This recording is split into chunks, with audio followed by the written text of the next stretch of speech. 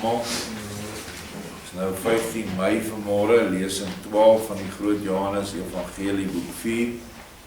En ons het nou gister opgehou in afwagting van Raphael wat sê hy kan onmoontlik vir die mense op aarde sing, want hy is 'n hemelse engel wat nou op hierdie stadium net 'n vleeslike kleed aangeneem het, wat nog altyd gebeur.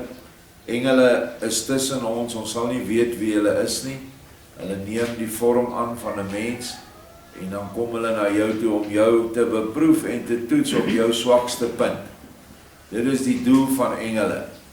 Of aan die ander kant kom hulle om jou te help as jy in 'n erge nood is, en dan is hulle by. So het ons baie getuienisse al deur die jare van engele aangehoor wat by mense was. Dan is dit net 'n heeltemal onverklaarbare verskyning en dan is die persoon skielik net nie meer daar nie. So nou is hierdie Raphael engel, die engel van die wysheid, is nou as getuie saam met Joshua op die aarde, en hy gaan nou vir ons 'n noot sing. Hy sê net 'n noot, anders sal julle sterf. Die sang van Raphael, hoofstuk 22. Ons Sinka hoor natuurlik ook hierdie woorde en hy vra aan die naas hom sittende Ebal. Hy weet natuurlik nou niks van dat die ouwe engel is nie. Is die knap jongman wel so buitengewone sanger? Het jy hom al ooit gehoor? Ebal sê, hy sê so, ek het hom wel dikwels hoor praat, maar nog nooit hoor sing nie, en is daarom baie nuuskierig na die een toon van hom. Sinka sê, waar kom hy dan vandaan? En wie is daar die meisie?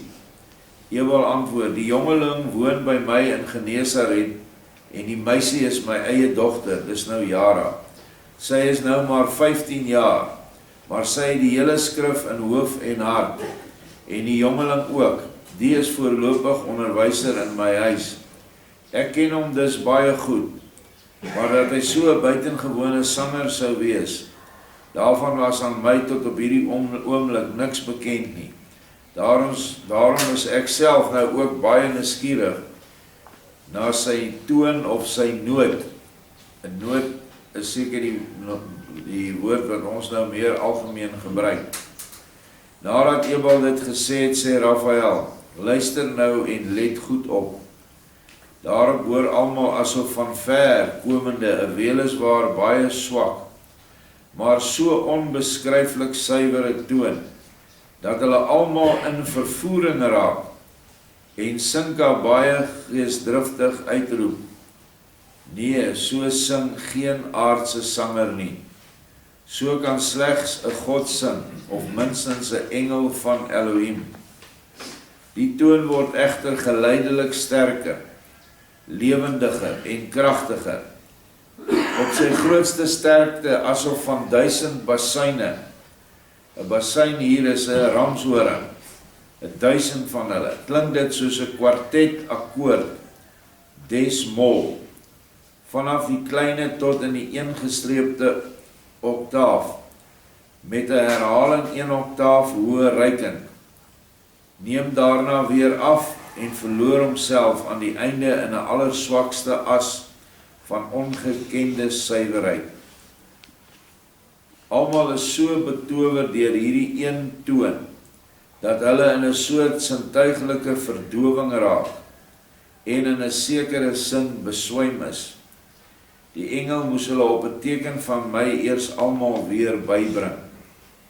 Almal ontwaak daarop soos uit 'n heerlike droom, en Sinka kom geesdriftig op Raphael af, omarm hom kragdadig en sê, jongeling, jy is geen sterfling nie, jy is of 'n God of 'n engel.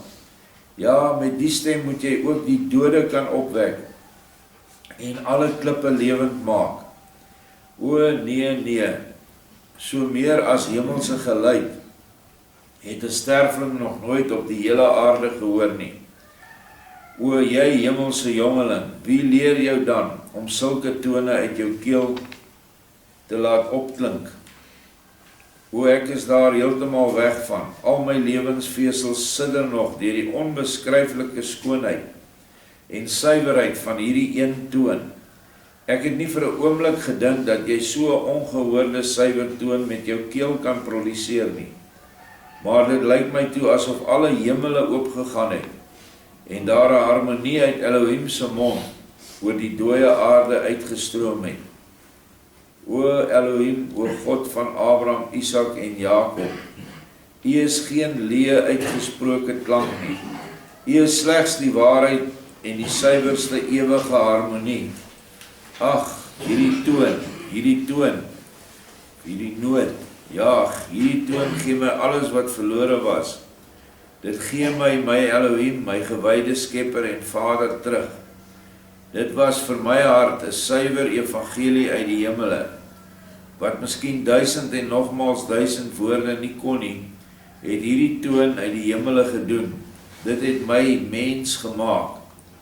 My hart, wat van klip was, is nou soos was in die son, en so teergevoelig soos 'n hangende doudruppel. Nou wat het hier gebeur? Hoekom het hierdie ding gebeur? Omdat Joshua in die vorige hoofstuk sê hy vir die een ou, moenie bekommer nie, ek dink is vir Sirenius, ek ken almal se harte, ek weet presies wat om te doen, om hierdie man aan my kant te kry. Hy sê, dit gaan net 'n bietjie tyd vat. Wat doen Joshua toe? Hy weet toe dat hierdie man het 'n geweldige affiniteit en liefde vir musiek. En hy wek in Jara, die dogtertjie van Ebal, in die gees die vraag op, of die vraag vir Raphael, sing vir ons bietjie. Joshua doen alles deur sy gees, want hy is daarin en om elkeen. En sy vra vir Raphael, en toe gee Joshua vir Raphael 'n opdrag, gee net 'n noot, wel wetend dat hierdie noot 'n geweldige verandering in hierdie man se hart gaan maak. Net soos wat suiwer sang vir Joshua, partykeer ook ons harte 'n groot verandering bring in ons harte. Ons kan partykeer 10 liedjies sing, en dan een gryp jou aan hier in jou binneste. En dit is wat sy gees doen. Natuurlik nie naaste by in die mate van wat hier gebeur het nie. Maar ons ervaar dit, of jy word in die nag wakker met so 'n lied op jou lippe. Dan moet jy weet, dit is Vader wat vir jou 'n boodskap gee. Luister na die woorde wat jy nou wil, of wat jy besig is om te sing. Dit is 9 uit 10 keer, is dit 'n boodskap wat jy kry, en wat jy nou moet luister. Ons gaan verder, as hierdie man het nou net bekeer geraak met een noot. Vers 12, o Johannes, wie se doodsaankondiger ek met 'n gebroke hart moes wees. As jy die toon in die laaste oomblik van jou aardse bestaan sou gehoor het, waarlik, dan sou die dood van jou liggaam 'n ligomstraalde poort tot Elohim se hemele geword het. Maar in die donker kerker waarin jy, heilige van Elohim, gebly het, het 'n mens slegs tone van weeklaag, nood en verdriet gehoor. O mense, hoe vreeslik moet dit in julle harte, en hoe duister moet dit in julle siele wees, omdat julle dit nie gehoor het wat ek nou net gehoor het nie, en omdat julle ook nie kan voel wat ek nou voel, en my verdere lewe sal voel nie.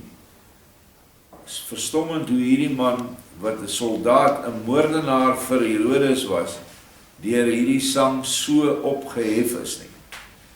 O groot gewyde Vader in die hemel, U wat 'n lewensechte smeking ook van 'n sondaar nooit onverhoord gelaat het nie.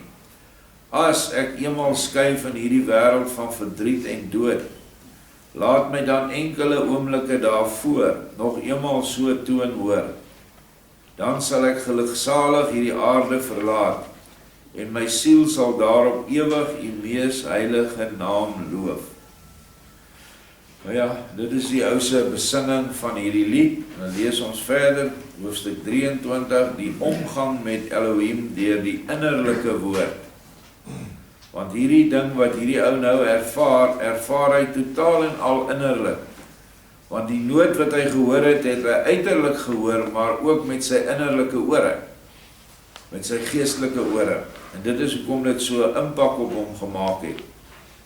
Na hierdie lowende uitroep van Zinka, wat vir alle aanweesiges hartverheffend was, sê Jara: O Raphael, hoe is jy nou 'n heel ander wese as eers? Nou het jy my hart heeltemal gebreek. Ag, had jy die toon maar liewer nie gesing nie.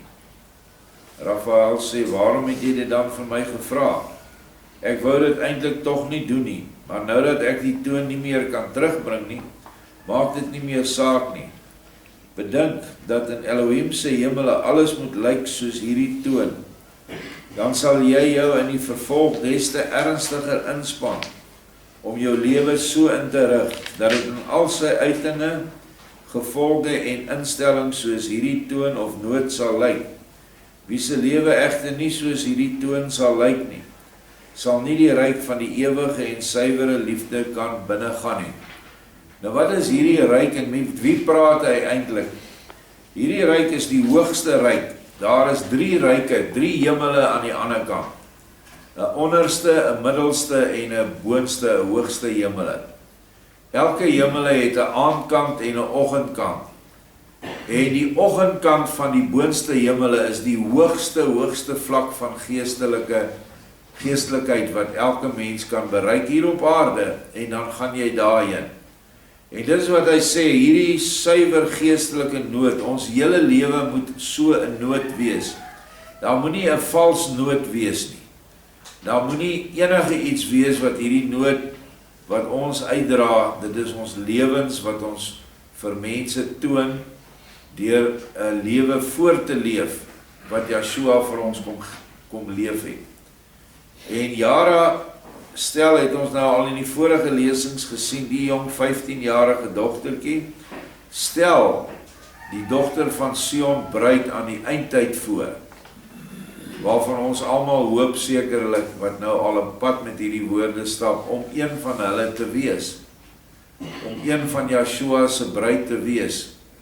En die bruilof vind plaas tussen jou gees en jou siel, in jou innerlike, waar die manlike gees is Yeshua, die siel is altyd vroulik beskryf, en dit is jy en ek.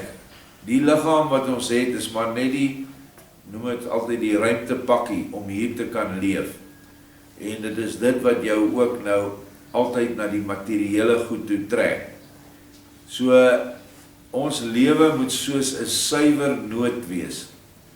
Absoluut 'n lied, wat Vader sal verbly. Wanneer ons die liefde nie uitleef nie, wanneer ons baie keer in hoogmoed verval, eie liefde, afbreekend teenoor ons medemense is, dan is dit 'n vals noot wat ons uiter. En dit gaan nie geduld word nie, want hier staan, jy sal nie in die ryk van die ewige en suiwere liefde kan binnegaan nie. En dit is tog verskriklik, ons wil almal daar binne gaan, glo ek, mense wat gelowig is, want daar is niks hoër en groter en saliger as dit nie, is om heeldag in die Meester se teenwoordigheid en in die Meester se huis besig te wees met wat hy vir jou gee om te doen nie. En dit is werklik wat daardie salige geeste doen, wat ook hier by ons, saam met ons by Gilgal elke oggend in die stryd is teen die bose. Want die gehoorde toon is 'n toon van die liefde en 'n toon van die hoogste wysheid in Elohim. Besef dit goed en handel sodanig, dat jy, Jara, gelyk kan word aan die gehoorde toon. Dan sal jy in alle liefde en wysheid geregverdig wees voor Elohim, wat jou uitverkies het as 'n egte hemelse bruid, en wat my daarom as jou gids aangestel het.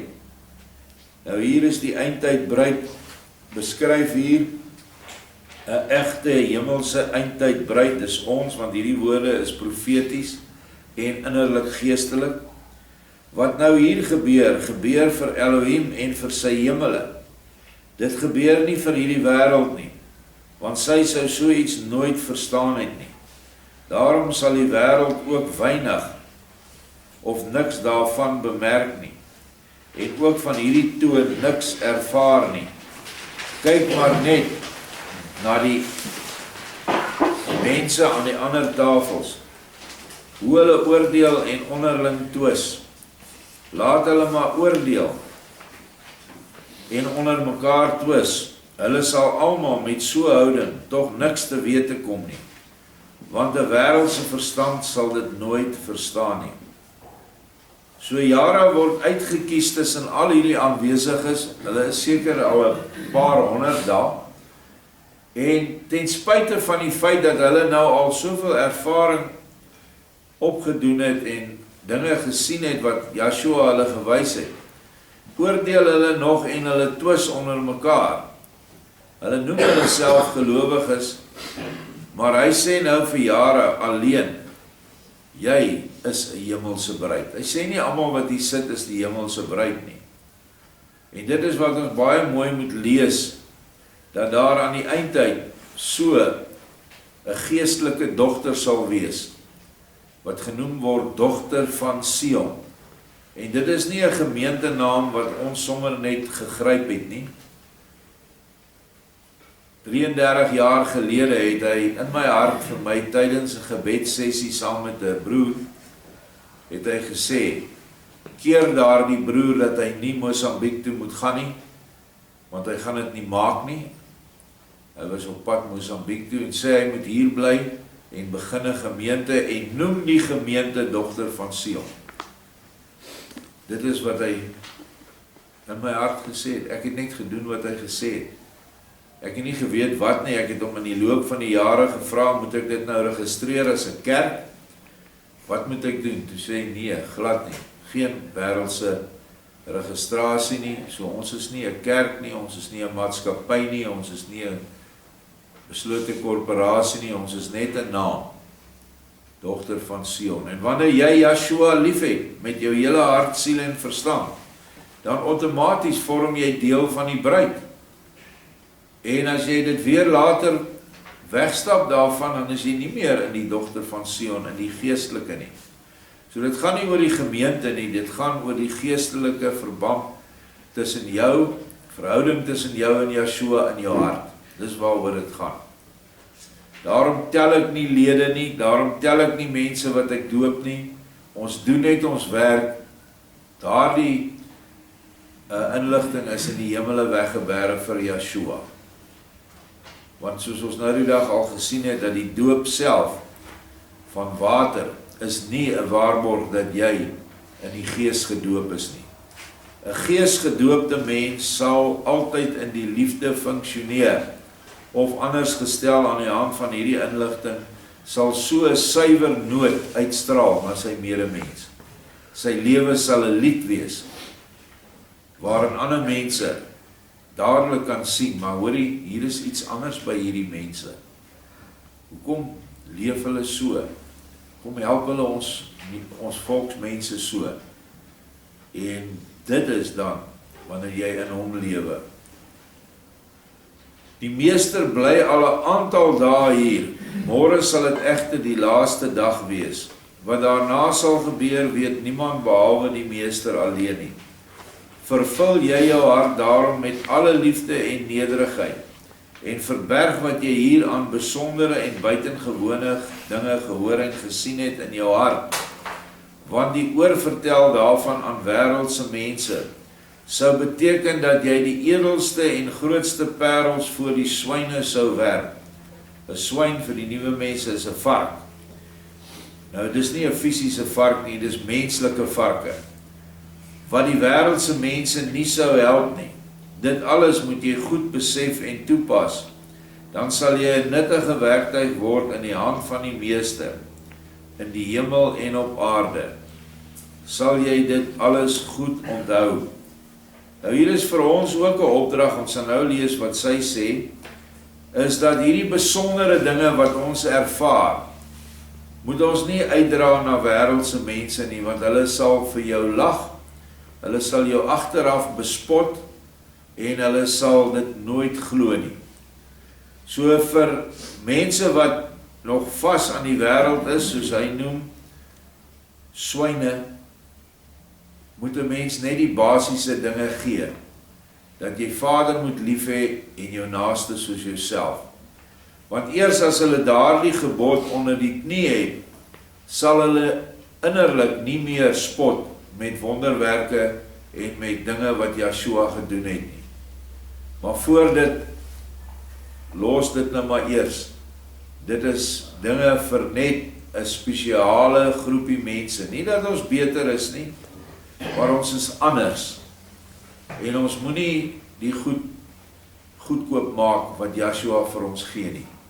Ons het al baie in hierdie gemeente gepraat van, wanneer Vrydag kom en daar nie genoeg kos is nie, dan weet ons nie hoe almal wat daar buite staan, paar honderd, gaan gevoed word nie. En dan, as almal klaar gevat het en genoeg, baie gevat het, dan bly daar kos oor. Dit kan jy nie vir 'n wêreldse mens sê nie. Hulle sal sê, julle lyk my almal op baie plaas is diep onder die twak. Julle weet nie wat aangaan nie. Hulle sal ons bespot. So 'n parel moet jy vir jouself en jou innerlike groepie hou, en dalk vir die mense wat kom kos haal, daarop attent maak, dat hier 'n wonderwerk gebeur en dat hulle deel is daarvan. Maar, wees versigtig om van hierdie Lorber goed en Bertha se goed vir alle mense te probeer instop. Dit werk nie. Hierdie is geestelike werke. En 'n mens wat leeg is, sal net die leë dinge kan opneem. Dit is die wêreldse dinge. 'n Mens wat vol van Vader se gees is, bedoeling, as hy in die liefde leef, sal ook die vol dinge van die gees in hom kan opneem. So meet maar elke mens wanneer jy hom sien, waar staan hy met betrekking tot dit, en dan sal jy weet wat om te doen. En vra elke keer in jou innerlike, Vader, hoe moet ek nou antwoord? Moet ek dit vir hom gee, moet ek dit nie vir hom gee nie? En hy sal vir jou, in jou hart sal jy woorde kry om te spreek, en in jou hart sal dit net opdroog. Jy hoor sy woorde wat jy nou vir hierdie mens moet sê, die volgende oomblik is daar niks. Moet nou nie met ydelle wêreldpraatjies tevoorskyn kom nie. Die Gees het teruggetrek en sê vir jou, dis nou genoeg. En dan is dit genoeg vir daai gesprek. Miskien as jy hom weer kry op 'n ander geleentheid, kan jy iets meer sê. Nou sê Jara, o liefste Raphael, ek het alles onthou, maar dit wat jy my nou vertel het, is nou nie juis aangenaam nie. By name die aangekondigde vertrek van die meester, wat jy vanmôre aangekondig het. Jy weet hoe baie en bo alles ek hom lief het. Hoe sal dit met my gaan, as ek hom nie meer kan sien en hoor, en nie meer met hom kan praat nie, of sal kan praat nie? Raphael sê, dit sal baie goed met jou gaan, want al sien jy hom ook nie, sal jy hom tog altyd kan hoor en spreek, want as jy hom in jou hart vrae sal stel, sal hy jou ook deur jou hart antwoord gee. En hierdie vers is baie van toepassing op ons, want ons is die groep aan die einde wat Yeshua nie kan sien nie, maar tog is hy hier, en jy kan in die hart met hom praat, en hy sal jou in die hart antwoord. En dit is wat die ongelukkige hartseer van die hele Christendom is, of byna die hele, is dat hulle nie die lidmate leer dat Yeshua direk in jou hart kan praat nie, en dat jy hom hoor deur die stem van die gewete. Maar hulle probeer altyd die organisasie as belangrik voorhou, sodat hulle dan ook altyd iets te doen gaan hê met jou geestelike lewe. Ons geestelike lewe is 'n 1-tot-1 saak met Yeshua.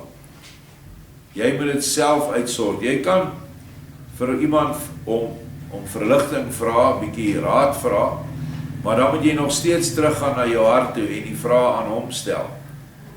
Is dit wat ek nou gaan doen, is dit reg? Want dit is gewoonlik waar ons verkeerd gaan, ons maak verkeerde besluite, maar intussen het die Gees ons gewaarsku, maar ons weet nie ons herken nie die stem nie, so ons kon nie stop nie.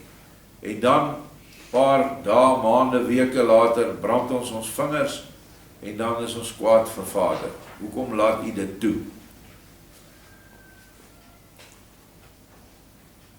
Raphael sê, dit sal baie goed met jou gaan. Ek het dit gelees, vers 8. Kyk eers na wat ons moet doen. Ek, Raphael, is nou hier, soos wat jy sien. As die meester dit egter wil, moet ek opstaan en spring na 'n wêreld baie ver hier vandaan, en so lank daar bly soos wat dit volgens die orde van die meester noodsaaklik is. Glo my, ons is regtig dikwels baie ver verwyder van die persoonlike teenwoordigheid van die meester, maar glad nie van die geestelike nie, want ons is altyd daar in Elohim, soos wat Elohim ook in ons is, en sy onmeetlike groot dade doen. En dit is Vader se gees, wat oral is, en wat alle engele bind aan hom. Maak nie saak of hulle miljoene ligjare ver is van hom nie. Wie Jahwe Elohim waaragtig lief het, is steeds by Elohim en in Elohim. As hy iets van Elohim wil hoor of weet, hoef hy hom in sy hart maar te vra, en hy sal deur die gedagtes van sy hart ook dadelik 'n volledige antwoord kry. Op die wyse kan elke mens deur Elohim altyd en in alle gedinge gelei en geleer word. Daaruit kan jy opmaak dat jy nie ook altyd hoef te sien om geluksalig in die meester te wees nie. Jy hoef hom slegs te hoor en te voel. En dan het jy werklik alles wat vir die ware saligheid in Elohim nodig is. Nou daar is maniere wat ons doen en wat ons moet doen om hom beter te hoor en te voel. En sang is een van die goed wat nou die voorafgaande hoofstuk behandel het. En gebed is ook 'n metode om nader aan hom te kom en hom te hoor. Maar ook die werke in liefde, wanneer jy iemand se lot kan verlig. Ek het in die week, het ek vir 'n paar mense komberse gevat, maar ons het sommer 'n kospakkie ook vir hulle gegee. En daai dankbaarheid, tot traangeroerde dankbaarheid van daai mense, verhef jou innerlike, verhef 'n mens. En ek is eintlik jammer dat ek self nie altyd kan besig wees met daai tipe werk nie, want dit is waaroor alles gaan. Maar nou ongelukkig moet 'n mens al die dinge organiseer en reël en ander mense doen dit. Maar ervaar daai mense se dankbaarheid wanneer jy in 'n posisie is om 'n sak kos op 'n bakkie te laai. En die mense is so dankbaar vir jou. Want dit verhef ons en dit maak ons innerlik nader aan Vader. Want dis wat hy wil hê ons moet doen. Kyk, ook ek sal nie altyd sigbaar om jou heen wees nie. Maar jy sal my in jou hart slegs hoef te roep, en dan sal ek by jou wees, en jou antwoord deur die weliswaar baie sagte, maar tog oorduidelik verneembare gedagtes in jou hart. As jy dit gehoor het, bedink dan dat ek dit in jou hart gelê het.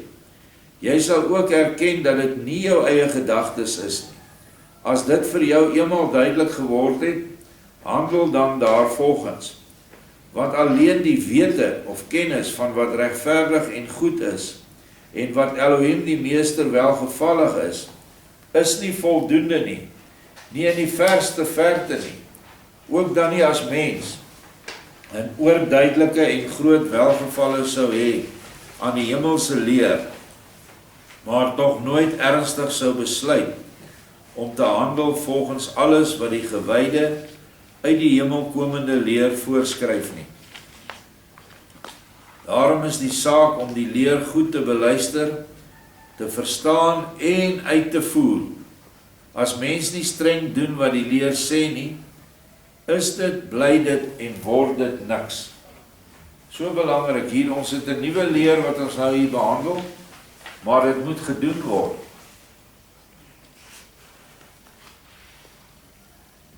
Om 'n hemelse effek teweeg te bring vir jou en my. So ons lees elke dag van die liefde, ons lees van al hierdie dinge, en dis mooi, maar is ons bereid om dit te doen?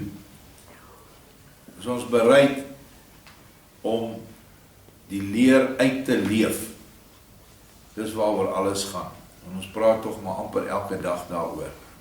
Maar nog sien mense nie altyd die belangrikheid van die doen in nie.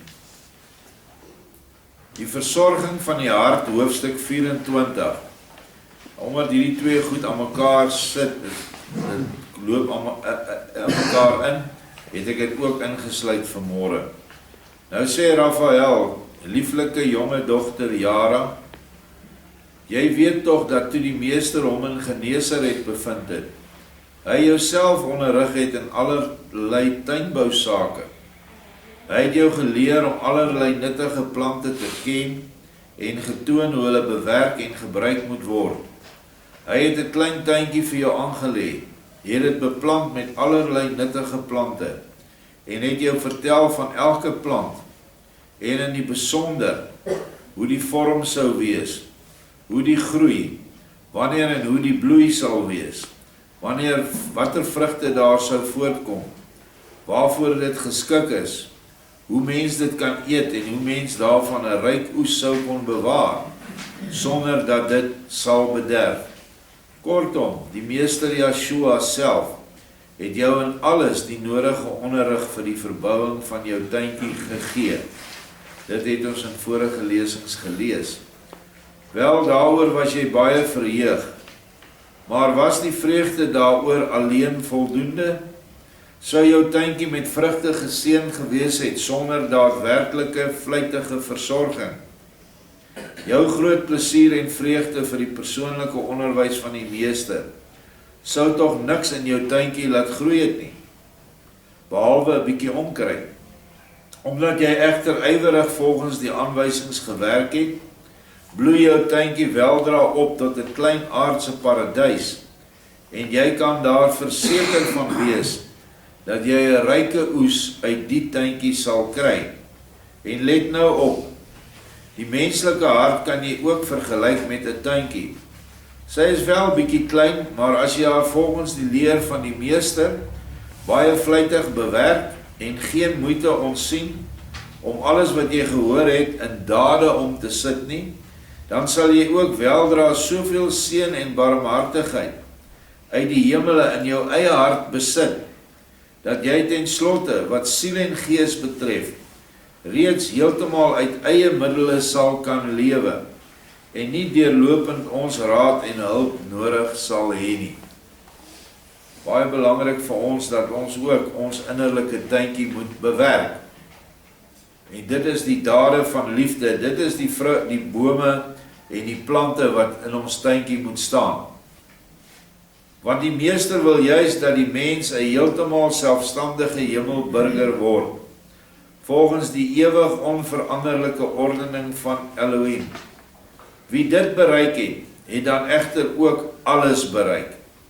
Het jy, liewe Jara, dit nou alles heeltemal goed verstaan?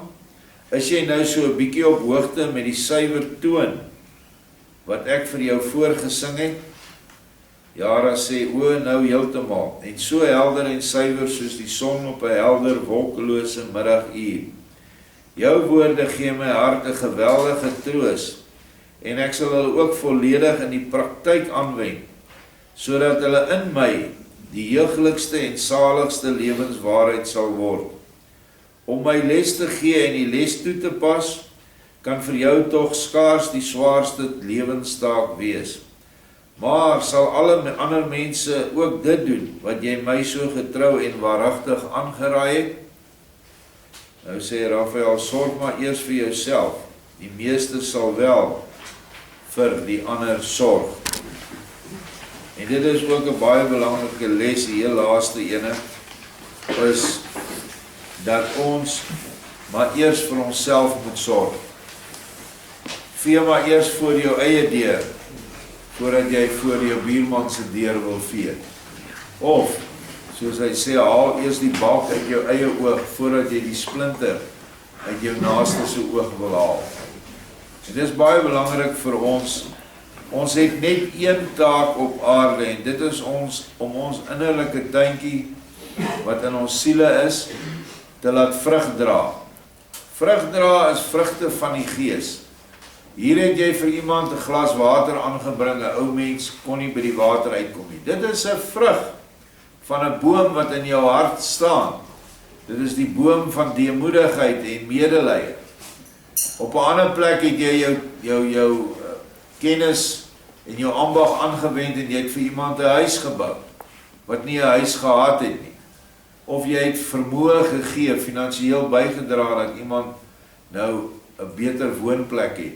Dit is alles deel van die vrugte van hierdie tuintjie wat hy sê ons moet hom vlytig bewerk.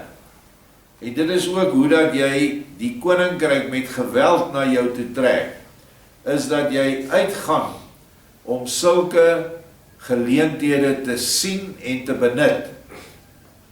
En nie wanneer jy 'n arme sien wegkyk nie, want ek wil nie nou betrokke raak nie. Elke mens kan betrokke raak binne sy eie vermoë. Die heel minste wat jy kan doen, wat ook baie belangrik is om te bid. As jy dan nie die geld het om vir die persoon te kan help nie, bid dan, dat Vader iemand sal stuur en hulle lot sal verlig.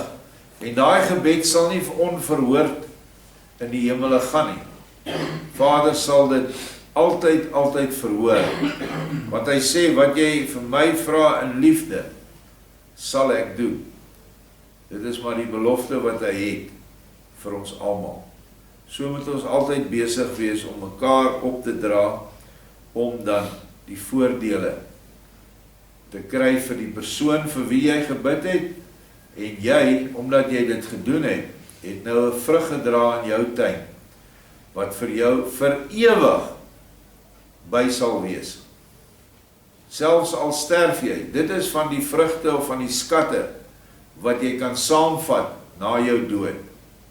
Dis al die goeie werke wat jy gedoen het, volg jou in die hiernamaals in. En dit word dan jou huis, waarin jy verder sal leef tot in ewigheid. En daaruit is dit tog duidelik af te lei, dat as jy nie enige naaste liefdewerke op die aarde doen nie, jy hoor net, maar jy doen nie, of jy wil nie eers hoor nie, jy is van hierdie geestelike swyne, wat vat jy oor? Jy vat niks oor nie. Want sover ek weet, kan jy nie materiële dinge saamvat nie. En nou beland jy waar? Jy beland in duisternis. Want jou tuintjie het nie op enige opbrengs gegee nie.